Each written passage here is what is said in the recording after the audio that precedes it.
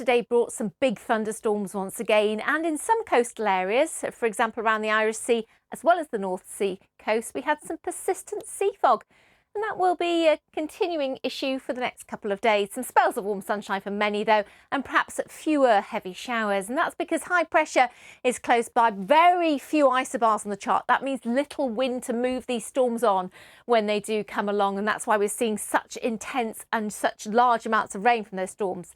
So moving to Sunday, the moisture's returned through the night, the mist and the sea fog having come inland off the North Sea and around the Irish Sea coast, even some fog inland. But it should clear away. There'll be rather more cloud, I think, across Scotland, so perhaps not quite as warm in central and eastern areas as we saw on Saturday. Similar sort of weather for Northern Ireland, perhaps more sunshine because we've fewer showers across England and Wales, 22, 23. But near the sea coast, the Irish Sea coast and the North Sea coast, a little cooler because we've still got some rather low sea temperatures and the winds coming down from the north. So as we go Sunday night into Monday, that sea fog rolls back inland and temperatures will dip again to 8 or 9 lowest really. So a fresher start Monday, but again misty and murky with some fog to clear first thing.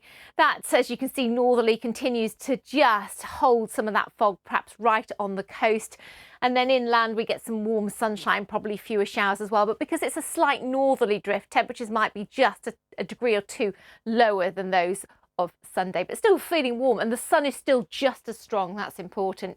Now as we go towards Tuesday, low pressures approaching the south and the west, so we might see rather more showers coming in across Northern Ireland and later in the day across the southwest and Wales, and perhaps even 1 or 2 near the North Sea coast, which could turn out to be heavy and thundery as they move inland and they're lifted over the hills. But there'll still be some warm sunshine. For many, it's just starting to turn a little bit more unsettled, we think, Tuesday onwards into next week.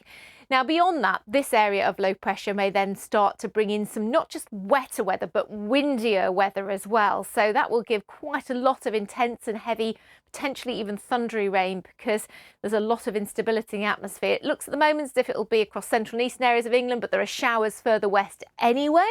And obviously with all that cloud around and more rain or showers, temperatures won't be quite as high. They'll still be around about average actually for the time of year.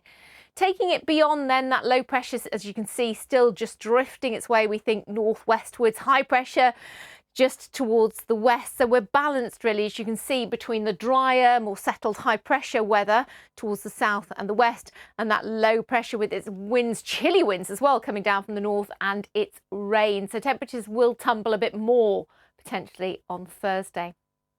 Now, by the time we get to Friday, we're hopeful that that low pressure will start to clear out the way. And as we go into the weekend, which for some bank holiday weekend, high pressure should start to build, at least in the south, because towards the north, it looks like low pressure will influence from time to time, be it with weather fronts or showers coming in off the Atlantic. So still looking a little bit unsettled even into next weekend as well. Beyond that, we might find that high pressure building, but at the moment as it stands, you can see it's a fairly unsettled looking picture, particularly in the north into next weekend. If you do have plans, as ever, you can catch more information on the website, including the warnings.